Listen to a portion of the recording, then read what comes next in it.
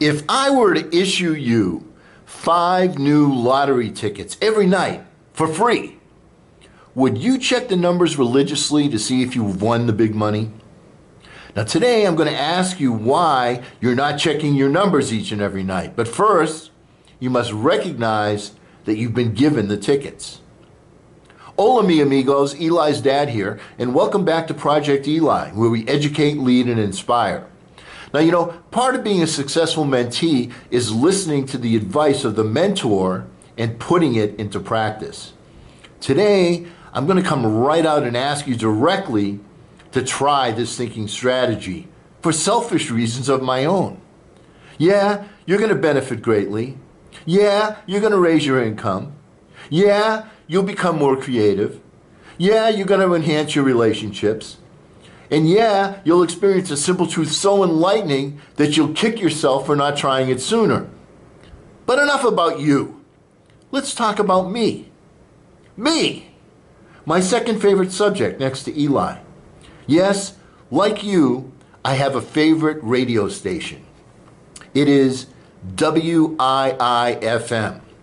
What's in it for me? So what is in it for me?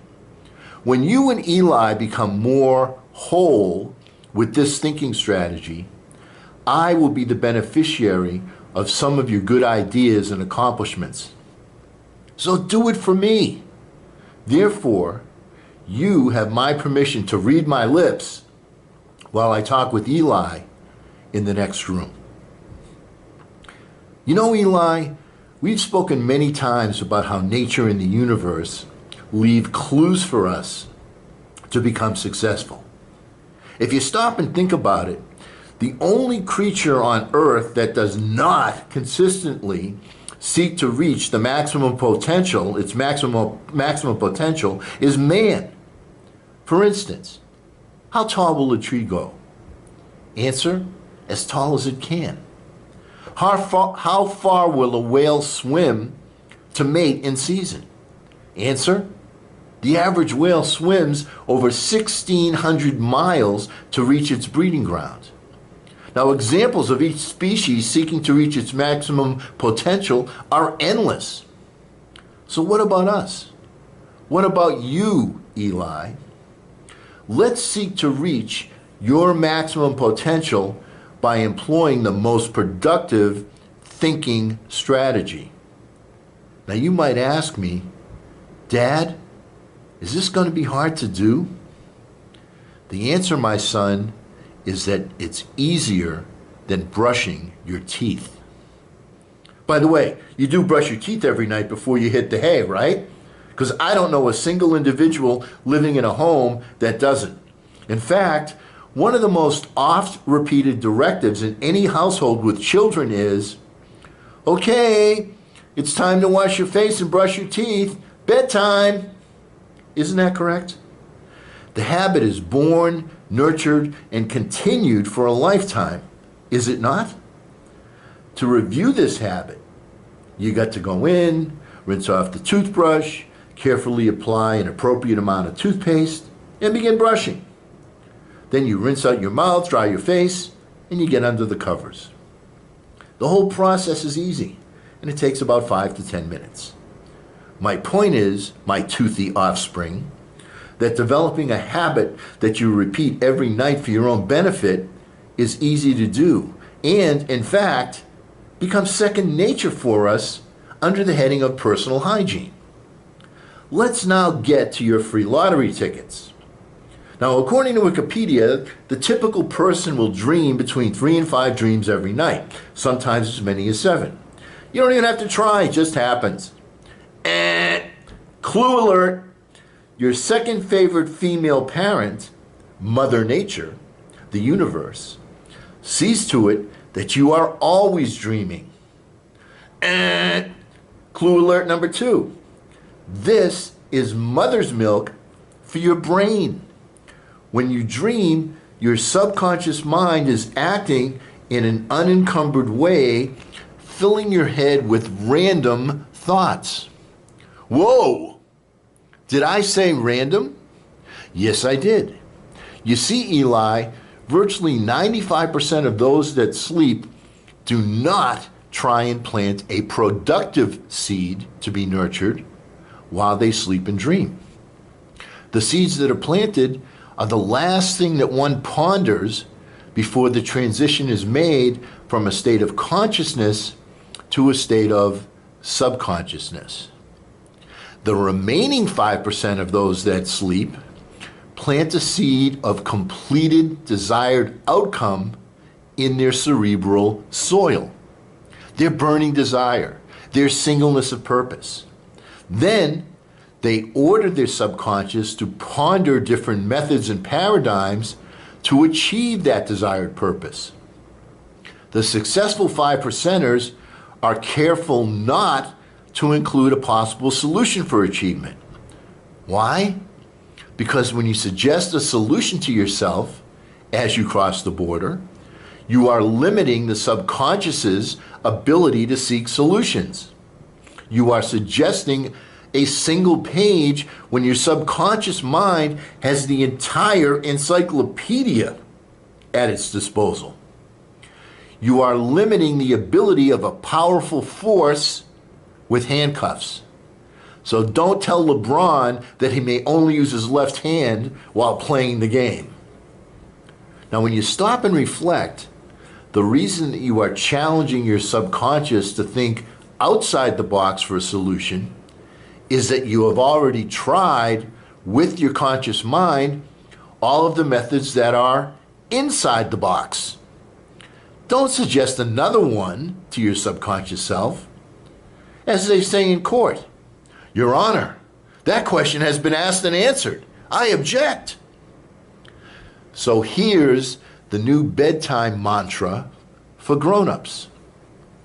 Wash your face, brush your teeth, and 5 minutes before you cross the border, order your subconscious to solve a desired, completed outcome. Make sure that batteries and handcuffs are not included. This habit is easier than brushing your teeth. Of course, when you regain consciousness, you have to check the results to see if you have a winning lottery ticket. Say what? Let's speak about reality. You are not going to be able to retain all of the thoughts that your subconscious transmitted during your slumber. In fact, it is likely that your retention results will be less than 10%. Now that's my empirical number. However, you will retain some of the transmission from your subconscious, the universe, some of the time. So how do you check to see if you have a winning number most productively? Well, there are several ways to do this. First, as a more seasoned member of society, I find that I get the urge to check and see if the toilet is functioning properly a couple of times a night, because I don't want my bladder to get madder. When this occurs, if I have received a pertinent message, I will typically text myself the thought so that it may be captured. Failure to capture negates the entire process. Then I consciously will redirect my subconscious to continue to seek solutions before I return to sleep again. You see, repetition breeds retention to your subconscious too, Eli. In fact, you'll find that your success percentage increases over time with repetitive seed planting. Now keep in mind that you will not receive what you are seeking most of the time. After all, not every one of your lottery tickets is a winner, is it? Same here. But you will find that you will win more often in this practice than you will ever win buying the Powerball. Now one more thing, Eli, and this will greatly enhance your results. When you awaken from your beauty sleep, I need to come up with a new word for my very self. Give yourself some quiet, relaxed thinking time. You're going to find that in many cases, a mind flash will be delivered that is relevant to your ambitions. Further, you will find that later in the day, when you are performing a relaxed function, like driving or showering or brushing your teeth, for instance, a thought will enter your mind that is new and progressive for your cause. Now, once again, be sure to capture these thoughts in writing. Where do you think the phrase publish or perish came from? Now, keep in mind that most of the time, these progressive, out-of-the-box ideas will come to you in bits and pieces and not as the whole pizza. You may have to devour your pizza pie one piece at a time and put the pieces together like a jigsaw puzzle to maximize your results. Now, here's some good news for this endeavor, Eli. Your gut will tell you what needs to be retained and stored for later use. That's another one of nature's clues. You will find that your gut and your brain are connected. Trust and have faith. Employ this thinking strategy every night as part of your nightly routine. Results will follow. Eli, do it for me. Now, at our next meeting, our topic will be Showtime, or to abbreviate it, CINE, abbreviation for cinema. And this will be for your success. I'll be passing along one of the most important lessons that a cherished mentor of mine, Bob Anderson, drilled into me. Let's make sure we meet at that time. If you haven't already, please click subscribe and the bell icon. Please click subscribe and the bell icon. That was easy, huh?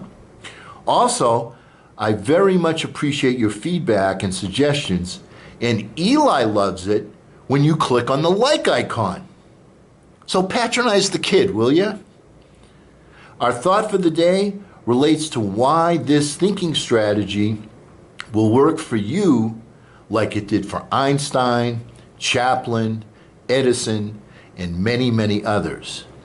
It's a story called The Rabbi and the Soap Maker. You see, there's an old Jewish tale about a soap maker who did not believe in God. One day, as he was walking with a rabbi, he said, "There's something I cannot understand. We've had religion for thousands of years, but everywhere you look, there's evil, corruption, dishonesty, injustice, pain, hunger, and violence. It appears that religion has not improved the world at all. So I ask you, what good is it?" Now, the rabbi did not answer for a time, but continued walking with the soap maker. Eventually, they approached a playground where children, covered in dust, were playing in the dirt. "There's something I don't understand," the rabbi said. "Look at those children. We've had soap for thousands of years, and yet those children are filthy. What good is soap?" The soap maker replied, "But Rabbi, it isn't fair to blame soap for these dirty children. Soap has to be used before it can accomplish its purpose." The rabbi smiled and said, "Exactly. By the way, the same logic applies to how you use your brain." And because we never end a meeting on a philosophical note, get out there and charge. I'm Eli's dad.